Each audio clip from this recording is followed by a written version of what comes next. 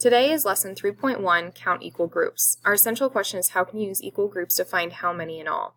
Our vocabulary term today is equal groups. Equal groups have the same number of objects in each group. Our problem of the day is what is 423 rounded to the nearest hundred? Well, I know we circle the place value that we're rounding, which is 4.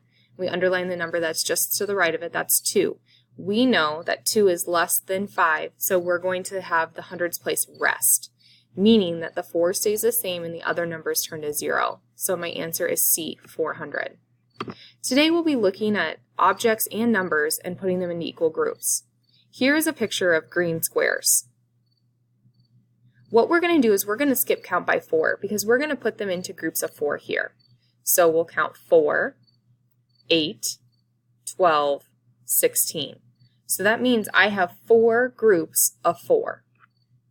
Let's look at another picture. Here I have yellow dots, and each group has 3.